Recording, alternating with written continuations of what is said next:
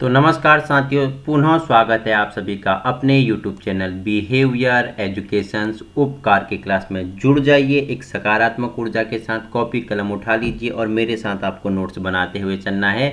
आगामी उत्तराखंड की सभी परीक्षाओं के लिए महत्वपूर्ण, और ये आपके लिए स्पेशल है LT के लिए, ठीक है। जो उत्तराखंड सहायक अध्यापक होगा उसके लिए महत्वपूर्ण आपके लिए श्रृंखला चल रही है, जिसमें हमने 3 भाग कंप्लीट कर लिए। जिसमें हमने शिक्षा मनोविज्ञान जाना क्या है, ठीक है। उसके बाद हमने शिक्षा और दर्शन, ठीक है, एजुकेशन एंड फिलॉसफी के बारे में परिचर्चा की थी, ठीक है। उसके बाद हमने जो तीसरा भाग था उसमें हमने प्रकृतिवाद, ठीक है, जो नेचुरलिज्म है उसके बारे में चर्चा की थी। और नेचुरलिज्म मैंने बताया था कि कहाँ कि वह यूरोप की देन थी, ठीक है। जो प्रकृतिवाद थी वो किसके, यूरोप की देन थी, ठीक है। 18वीं सदी में आपको प्रकृतिवाद देखने को मिलता है। उसमें भी मैंने आपको बताया था कि जो प्रमुख शिक्षा शास्त्री हुए, रूसो हुए, कांट, हॉब्स हो गए, बेकन हो गए, हक्सले तथा स्पेंसर उसके क्या थे, प्रमुख शिक्षा शास्त्री उसके समर्थक थे, ठीक है। तो उसके बारे में जाना, और प्रकृति कैसी, भौतिक प्रकृति और मानव प्रकृति के बारे में परिचर्चा की थी, ठीक है। उसी के साथ साथ हमने क्या जाना था, उसकी प्रमुख हमने परिभाषाओं के बारे में परिचर्चा की थी, जिसमें आपसे पूछ लेगा कि प्रकृतिवाद को परिभाषित करना बड़ा कठिन है, क्योंकि यह विभिन्न अर्थों में प्रयुक्त किया जाना है। किसकी परिभाषा थी, तो ये किसने कहा, ये रॉस महोदय ने कहा था, ठीक है। पूछ लेगा, प्रकृतिवाद तत्व मीमांसा का वह रूप है जो प्रकृति को पूर्ण यथार्थ मानता है, अर्थात यह पराप्राकृतिक या दूसरे जगत को अपने क्षेत्र से बाहर रखता है। ये परिभाषा किसने दी थी, ते हॉकिंग महोदय ने दी थी, ठीक है। हमने प्रकृतिवाद के क्या मुख्य सिद्धांतों के बारे में चर्चा की थी, ठीक है। दार्शनिक दृष्टिकोण में हमने तत्व मीमांसा, ठीक है, ज्ञान मीमांसा और आचार मीमांसा के बाद परिचर्चा की थी। हमने उसके सामान्य सिद्धांत जाने थे, हमने प्रकृतिवाद और शिक्षा के बारे में जाना था, और उसके बाद हमने क्या प्रकृतिवाद के उद्देश्य जाने थे, शिक्षा के उद्देश्य, और प्रकृतिवाद का कैसा पाठ्यक्रम होना चाहिए, और क्या उसकी शिक्षण विद्या मैंने बताई थी। प्रकृतिवाद में करके सीखना, ठीक है, करके सीखना हो गया, खेल विधि, ह्यूरिस्टिक विधि, डाल्टन पद्धति, मॉन्टेसरी पद्धति, ठीक है। और शिक्षक की अवधारणा के बारे में हमने परिचर्चा की थी। अनुशासन, विद्यालय और मूल्यांकन भी हमने 2 दृष्टिकोण में जाना था, एक नकारात्मक एक सकारात्मक, ठीक है। तो ये हमने क्या प्रकृतिवाद के बारे में परिचर्चा की थी।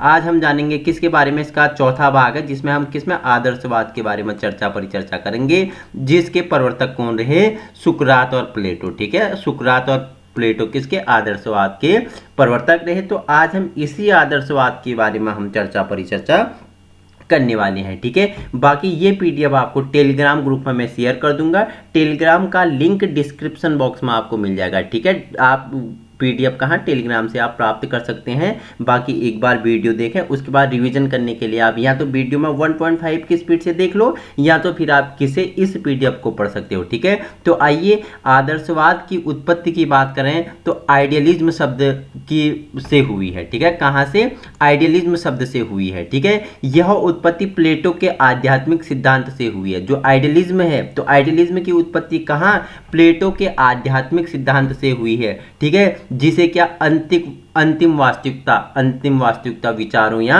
विचारधारा से है, ठीक है। जो आदर्शवाद है उसका क्या अर्थ है कि जो अंतिम वास्तविकता है विचारों या विचारधारा से क्या है, आइडियलिज्म है, ठीक है। जो एल है आइडियलिज्म में, जो एल है, एल अक्षर का केवल उच्चारण की आसानी के लिए जोड़ दिया गया है। जो एल है इसे उच्चारण की आसानी के लिए जोड़ दिया गया है, आइडियलिज्म, ठीक है। तो इसे जोड़ दिया गया है एल, वैसे इसे क्या बोलते हैं, आइडियज्म बोलते हैं, ठीक है। तो इसे एल उच्चारण की सहायता के लिए जोड़ दिया गया, तो ये क्या हो गया, आइडियलिज्म का इसका प्रयोग होने लगा, ठीक है। आइए जानते हैं आइडियलिज्म जो आदर्शवाद है इसका क्या अर्थ है, ठीक है। आदर्शवाद वह दर्शन है जो मन की प्रकृति को वास्तविकता मानता है, ठीक है। कौन सा दर्शन है, फिलॉसफी जो आप आइडियलिज्म पढ़ रहे हैं, ये कैसा दर्शन है, ये ऐसा दर्शन है जो मन की प्रकृति की, कि आपके मन के विचार, आपके मन की सोचने की क्षमता, ठीक है, आप क्या सोचते हो, क्या आपकी थिंकिंग करने की एबिलिटी है, क्या आप में क्षमता है, ठीक है। जो आपके मस्तिष्क मन की प्रकृति है उसको वास्तविकता मानता है, क्या, कौन सा, आदर्शवाद, ठीक है। आदर्शवादियों का विश्वास है कि जो बात सत्य व वास्तविक है वह अवश्य ही आध्यात्मिक या मानसिक है, ठीक है।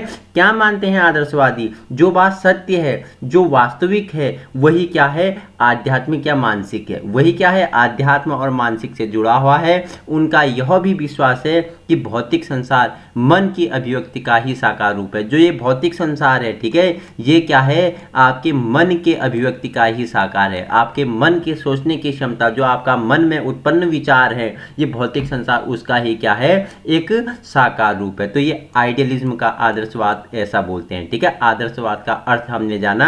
अब इसकी परिभाषाएं आपसे हूबहू परिभाषाएं पूछ लेगा, ठीक है। तो कुछ परिभाषाओं के बारे में परिचर्चा कर लेते हैं, ठीक है। पूरा बीएड का सिलेबस का है ये, ठीक है, बीएड का सिलेबस का है। तो हूबहू जो परिभाषाएं आपसे पूछ लेगा उनके बारे में परिचर्चा कर लेते हैं, जो इंपॉर्टेंट है उनके बारे में, ठीक है। तो हेडरसन महोदय क्या बोलते हैं कि आदर्शवाद मनुष्य के आध्यात्मिक पक्ष पर बल देता है, ठीक है। जो आध्यात्म है, क्या होता है आध्यात्म, ठीक है, जो सोचने, अध्यात्म क्या होता है बताओ मुझे। आध्यात्मिक पक्ष है जो आपके सोचने की, जो आपकी क्या धार्मिक, आध्यात्मिक, ठीक है, मनोयोगिक जो आपकी पक्ष पर ये कौन सा बल देता है, ये आपका आदर्शवाद बल देता है। इसका कारण है कि आध्यात्मिक मूल्य मनुष्य और जीवन के सबसे महत्वपूर्ण पहलू हैं। जो क्या है, आध्यात्मिक मूल्य हैं वो मनुष्य के जीवन के क्या है, सबसे महत्वपूर्ण पहलू हैं। आध्यात्मिक को अधिक बल देता है कौन सा, आदर्शवाद, ठीक है। आदर्शवादियों का विश्वास है कि मनुष्य अपने सीमित मन को असीमित मन से प्राप्त करता है। जो मनुष्य क्या है, अपने सीमित मन है उसे असीमित मन से क्या कर लेता है, प्राप्त कर लेता है। वे मानते हैं कि फिर व्यक्ति और संसार दोनों बुद्धि की अभिव्यक्तियां हैं, ठीक है। जो क्या है, व्यक्ति और संसार है, ठीक है, ये क्या है, मनुष्य के मस्तिष्क और बुद्धि के ही क्या है,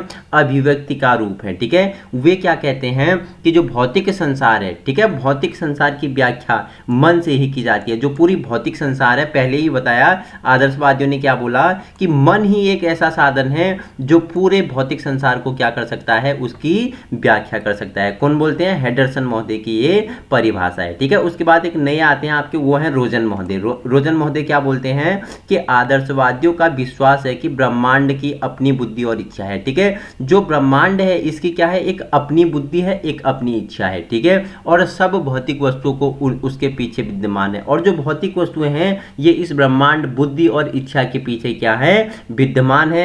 मन द्वारा ही इसे स्पष्ट किया जाता है, ठीक है। जो क्या बोला रोजन महोदय ने, आदर्शवादियों का विश्वास क्या था कि जो ब्रह्मांड की अपनी एक बुद्धि है, ब्रह्मांड क्या है, ब्रह्मांड की अपनी, जैसे मनुष्य की बुद्धि है ना, मनुष्य के पास बुद्धि होती है, वैसे ब्रह्मांड के पास क्या है, अपनी बुद्धि है। और जैसे मनुष्य इच्छा प्रकट करता है, वैसी ब्रह्मांड की भी क्या है, अपनी एक इच्छा है।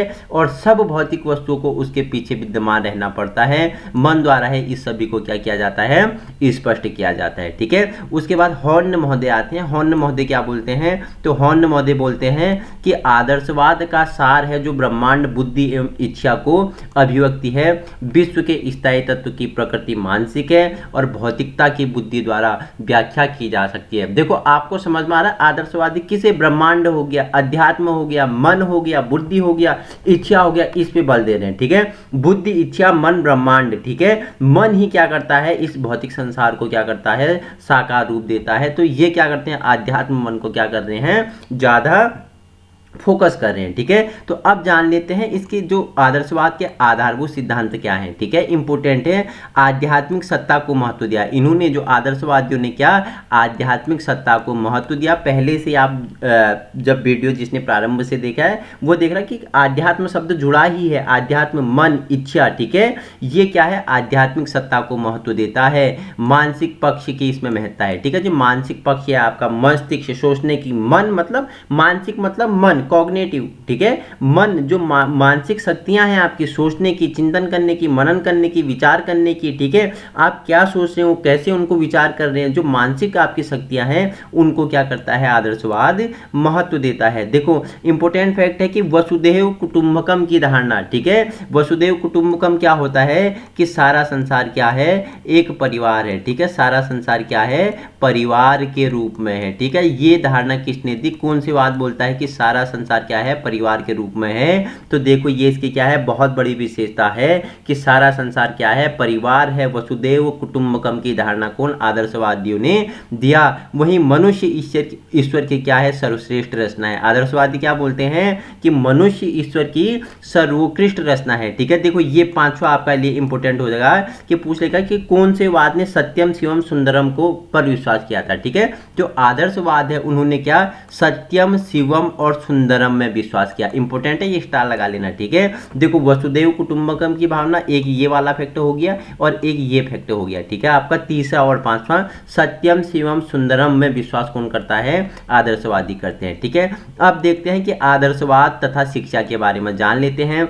आदर्शवाद ने दो प्रकार की शिक्षा का वर्णन किया, ठीक है। जो आदर्शवादी हैं उन्होंने क्या, दो प्रकार की शिक्षाओं के बारे में वर्णन किया है।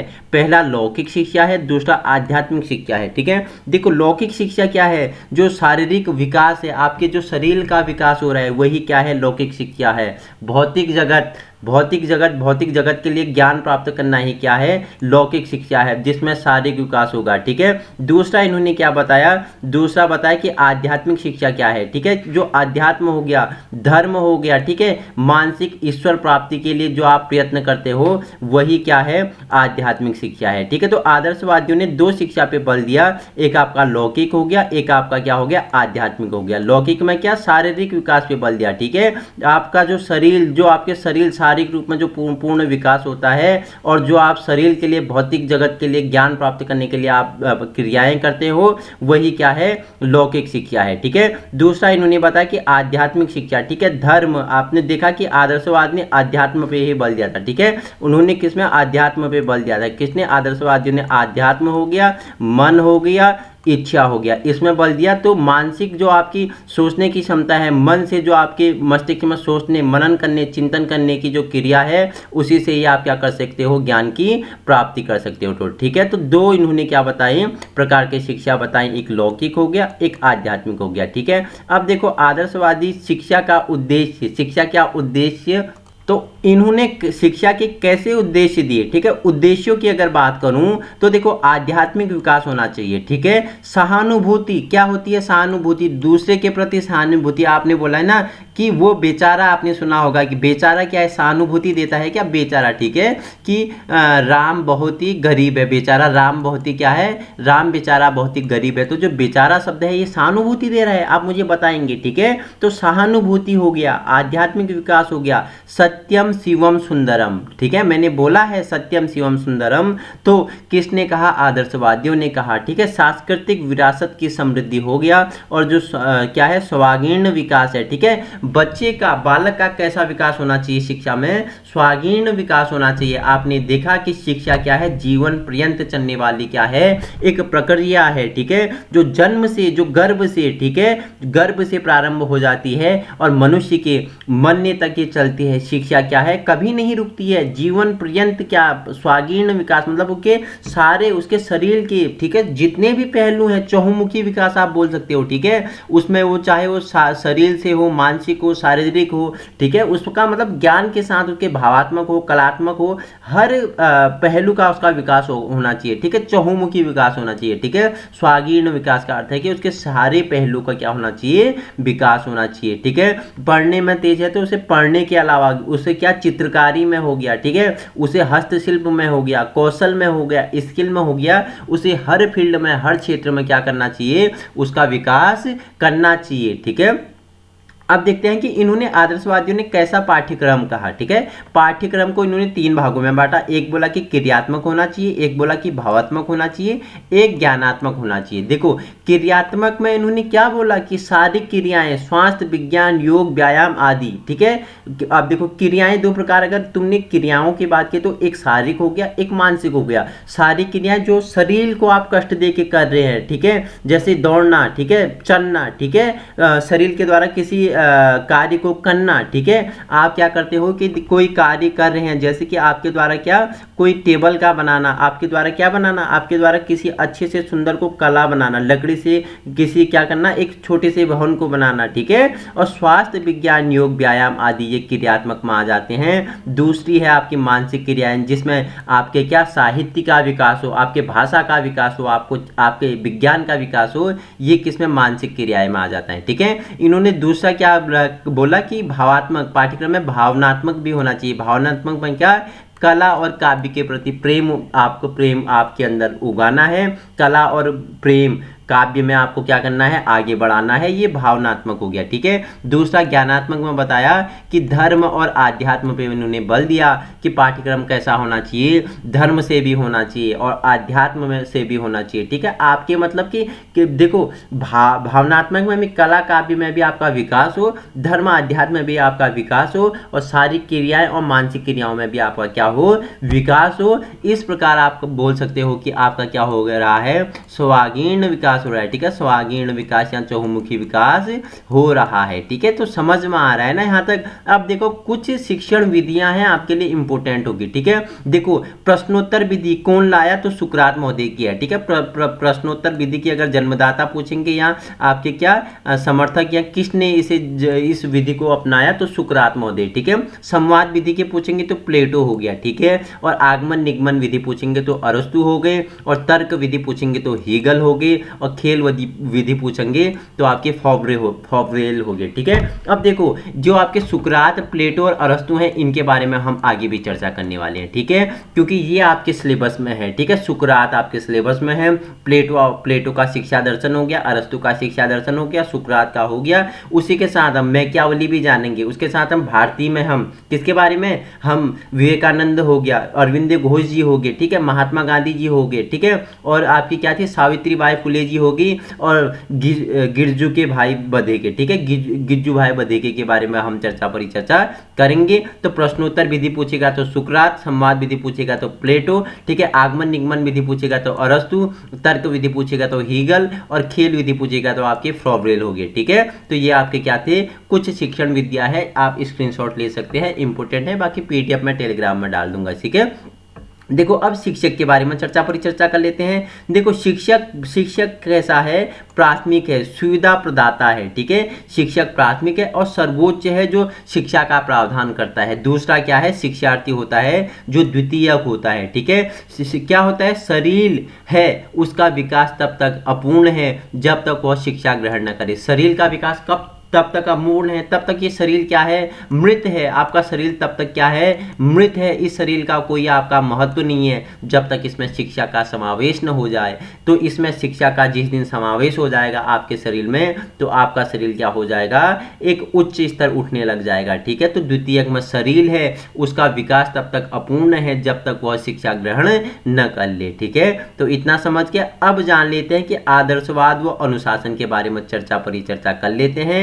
देखो थॉमस और लैंग के अनुसार प्रकृतिवादियों का नारा था स्वतंत्रता है। प्रकृतिवादियों का नारा क्या है, स्वतंत्रता है। बालक को क्या कर दो, स्वतंत्र छोड़ दो, प्रकृति में छोड़ दो, वो अपने आप सीखेगा। ठीक है। जैसे छोटा बच्चा है तो बच्चा क्या करेगा, तो उसे बताओ मत कि ठीक है, ये जैसे आपकी आग जली है, तो आग जली है तो उसे बताओ मत बच्चे को। ठीक है। बच्चे को स्वतंत्र छोड़ दो, वो इसे छुएगा तो इससे सीखेगा। ठीक है। हाथ भी जल जाएगा। ठीक है। तो ये अगर देखो आदर्शवादी इसकी आलोचना कर देते हैं। ठीक है। अगर बच्चे को हाथ भी जल जाएगा, देखो स्वतंत्र है, इससे सीख रहा है, उसका हाथ भी जलेगा, सीखेगा लेकिन हाथ भी जलेगा। ठीक है। आदर्शवादी क्या बोलते हैं, बच्चे को पहले ही बता दो कि इसे छूने से आपको क्या हो सकता है, नुकसान हो सकता है, आप जल सकते हैं। ठीक है। तो अब समझना है, तो आदर्शवादियों का नारा क्या था, स्वतंत्रता था, जबकि आदर्शवादियों का नारा क्या था, अनुशासन है। ठीक है। अनुशासन है, बच्चे को पहले ही बता दो इसे छूना मत, बेटा बालक इसे छूना मत, छूओगे तो जल जाओगे, आपको हानि हो सकती है। ठीक है।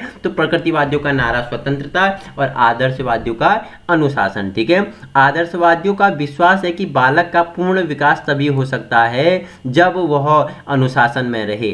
अनुशासन में रहकर भी वह क्या आत्मा अनुभूति या आध्यात्मिकता को प्राप्त कर सकता है। ठीक है। क्या बोलते हैं आदर्शवादी कि बालक का पूर्ण विकास तभी हो सकता है जब वो क्या हो, अनुशासन में हो, उसे स्वतंत्र नहीं छोड़ना है, बालक को क्या करना है, अनुशासन में रखना है। ठीक है। और अनुशासन में रह के उसका ही पूर्ण विकास होता है, क्या, आत्मानुभूति होती है, आध्यात्मिक को वो प्राप्त करता है। आदर्शवादी कठोर अनुशासन के पक्ष नहीं थे, ये कठोर अनुशासन भी नहीं बोलते थे। ठीक है।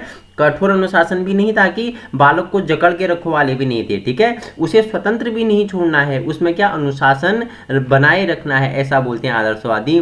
फ्रॉबले महोदय का कथन है कि बालक की रुचि का ज्ञान प्राप्त करके तथा प्रेम और सहानुभूति व्यक्त कर उन पर नियंत्रण रखा जाना चाहिए। बालक की रुचि का ज्ञान प्राप्त करके तथा प्रेम और सहानुभूति व्यक्त कर उन पर नियंत्रण रखा जाना चाहिए। इस प्रकार हम देखते हैं कि आदर्शवादियों का अनुशासन का सिद्धांत उनकी स्वतंत्रता की धारणा पर आधारित है। उनका मुख्य ध्येय अधीनता से युक्त स्वतंत्रता का सत्ता और अनुशासन में सामंजस्य। दूसरे शब्दों में हम कह सकते हैं कि आदर्शवाद या उचित प्रकार से क्या निर्देशित स्वतंत्रता में वातावरण में कठोर अनुशासन का समर्थन करते हैं। एक ओर वो बालक की क्रियाओं पर सहानुभूतिपूर्ण नियंत्रण चाहते हैं, दूसरी ओर वो बाह्य नियंत्रण और शारीरिक दंड की अनुपस्थिति चाहते हैं। ठीक है, अब देखो सारांश में वो क्या बोलते हैं, प्रभावनात्मक पक्ष अनुशासन के पक्ष में हैं। वे नियमित स्वतंत्रता पर आधारित अनुशासन चाहते हैं। उनके अनुसार अनुशासन का अर्थ क्या होता है, नम्रता हो गया, शिष्टता हो गया, अधीनता और आज्ञाकारिता। ठीक है, आज्ञाकारिता मतलब नैतिक मूल्यों का विकास करना। क्या बोलते हैं आदर्शवादी, जो अनुशासन है बालक में क्या होना चाहिए, नम्रता होनी चाहिए, उसमें शिष्टता होनी चाहिए, उसमें अधीनता होनी चाहिए, उसमें क्या आज्ञाकारिता होनी चाहिए, किसके प्रति, नैतिक मूल्यों के प्रति। ठीक है, अब जान लेते हैं कि आदर्शवाद का मूल्यांकन जान लेते हैं। वही दो पहलू में जानेंगे, एक आपका पॉजिटिव, एक आपका नेगेटिव, सकारात्मक और नकारात्मक। पहले देखो सकारात्मक पहलुओं को ले लेते हैं कि सत्यम शिवम सुंदरम की प्राप्ति के लिए इन्होंने बल दिया। ठीक है, शिक्षक का प्रधान स्थान बताया आदर्शवादियों ने। ठीक है, नैतिक चरित्र का विकास बताया। ठीक है, दमनात्मक अनुशासन का विरोध किया इन्होंने और स्व अनुशासन पर बल दिया। ठीक है, कि बच्चा क्या अनुशासन में रहना चाहिए, स्व अनुशासन में इन्होंने बल दिया। ठीक है, तो सत्यम शिवम सुंदरम की प्राप्ति, शिक्षक का प्रधान हो गया, नैतिक चारित्रिक विकास हो गया, दमनात्मक अनुशासन का विरोध हो गया और स्वानुशासन पर इन्होंने बल दिया। दूसरा अगर जानते हैं तो नकारात्मक दृष्टिकोण, शिक्षा के उद्देश्य क्या थे, अव्यावहारिक बताए। ठीक है, प्रयोगात्मक शिक्षण विधियों पर बल नहीं दिया। ठीक है, इन्होंने प्रयोगात्मक शिक्षण विधियों पर बल नहीं दिया। दर्शन पर सर्वाधिक बल देना था, इन्होंने दर्शन पर सर्वाधिक क्या दिया, अध्यात्म पर सर्वाधिक बल दिया। शिक्षक केंद्रित शिक्षा, ठीक है, इन्होंने क्या बोला कि शिक्षक केंद्रित शिक्षा। ठीक है, आज आप नई शिक्षा नीति पढ़ते हो तो शिक्षक केंद्रित शिक्षा नहीं है, शिक्षा कैसी होनी चाहिए, बाल केंद्रित होनी चाहिए। शिक्षा कैसी होनी चाहिए, बाल केंद्रित होती है। जो क्या बोलते हैं, प्रकृतिवादी बोलते हैं कि क्या बालक क्या रहेगा, ये केंद्र में रहेगा और इसे स्वतंत्र छोड़ दो बोलते हैं। ठीक है, तो शिक्षा कैसी, बाल केंद्रित। तो आदर्शवादियों ने केंद्र में किसे रख दिया, केंद्र में शिक्षक को रख दिया। तो ये क्या है, इसकी आलोचना है, ये नकारात्मक दृष्टिकोण है। अगर आज आप नई शिक्षा नीति पढ़ोगे तो बालक क्या है, केंद्र में है, बालक केंद्र में है। और क्या है, टीचर क्या है, खाली सुविधा प्रदाता है। ठीक है, टीचर क्या है, खाली जेडपीडी आपने पढ़ा है, जेडपीडी आपने पढ़ा है, आपको बताया हुआ है कि टीचर क्या करेगा, खाली पाड़ देने का काम करेगा। ठीक है, पाड़ देने का काम करेगा टीचर, पाड़ हो गया। ठीक है, इसे क्या बोलते हैं, मचान बोलते हैं, पाड़ बोलते हैं। क्या टीचर क्या है, सुविधा प्रदाता है। ठीक है, तो ये आज हमने किसके बारे में परिचर्चा की, हमने आदर्शवाद के बारे में जान लिया कि आदर्शवाद में कैसी शिक्षा होनी चाहिए। ये बालक को किसमें, बालक की शिक्षा अनुशासन हो गया, इसकी शिक्षण विधियां होगी। ठीक है, जितने भी आदर्शवाद से आपके लिए इम्पोर्टेंट बनने वाला था बीएड के सिलेबस से, एलटी के एग्जाम से, उनके बारे में हमने परिचर्चा कर ली है। इसी प्रकार की वीडियो पाने के लिए आप अपने यूट्यूब चैनल बिहेवियर एजुकेशन उपकार की क्लास को संलग्न कर सकते हो। वीडियो उन लोगों तक पहुंचाने की कोशिश करें जहां क्या है, संसाधनों के अभाव है। बाकी पीडीएफ आपको टेलीग्राम ग्रुप में मिल जाएगी, वहां से आप ले सकते हो। अगले हम जो टॉपिक पढ़ेंगे वो पढ़ेंगे प्रयोजनवाद के बारे में परिचर्चा करेंगे। हमने शिक्षा मनोविज्ञान, शिक्षा और दर्शन, फिलोसफी एंड एजुकेशन हो गया, साइकोलॉजी हो गया, एंड हमने नेचुरलिज्म और आइडियलिज्म हमने कंप्लीट कर लिए हैं। अब नेक्स्ट हमारा होगा किसके बारे में, प्रयोजनवाद के बारे में। हम उसके बाद पढ़ेंगे पावलोग हो गए, उसके बाद स्किनर हो गए। ठीक है, उसके बाद हम जो दार्शनिक हैं, प्लेटो हो गए, रूसो हो गए, अरस्तु हो गए। ठीक है, रूसो के एक प्रमुख ग्रंथ बताई थी मैंने, रूसो की प्रमुख ग्रंथ। ठीक है, प्रकृतिवाद में भी उसके बारे में बताया था। तो अमीन, रूसो की प्रमुख ग्रंथ अमीन के बारे में भी हम वहाँ और डीपली परिचर्चा करेंगे। ठीक है, द लॉज किसकी पुस्तक है, द लॉज पूछ लेगा, द लॉज पुस्तक पूछेगा या रिपब्लिक पूछेगा, रिपब्लिक पूछेगा तो आप मुझे बताएंगे रिपब्लिक और द लॉज किसकी है। ठीक है, अमीन तो रूसो की है। ठीक है, किसने बोला कि मनुष्य स्वतंत्र पैदा हुआ है और सर्वत्र जंजीरों से जकड़ा हुआ है। ठीक है, ये आप मुझे बताएंगे। ठीक है, देखो प्रकृति क्या थी, अच्छे रूप में थी और मनुष्य ने उसे क्या कर दिया है, दूषित कर दिया। ठीक है, प्रकृति का जन्म क्या हुआ था, एक अच्छे परिवेश में हुआ था, प्रकृति अच्छे रूप में थी, मनुष्य ने उसे दूषित कर दिया है। यह कथन किसका है, मुझे कमेंट में बताओगे। प्रो वर्जन बनना है ना तो एक्टिविटी आपको करनी पड़ेगी। ठीक है, सर्च करके देखोगे, द लॉज हो गया, रिपब्लिक हो गया, अमीन हो गया। ठीक है, मनुष्य सर्वत्र स्वतंत्र पैदा हुआ था लेकिन सर्वत्र जंजीरों से जकड़ा हुआ है। ठीक है, तो हम अगले जो वीडियो में बात करेंगे वो किसके बारे में, प्रयोजनवाद के बारे में चर्चा करेंगे। Thank you so much.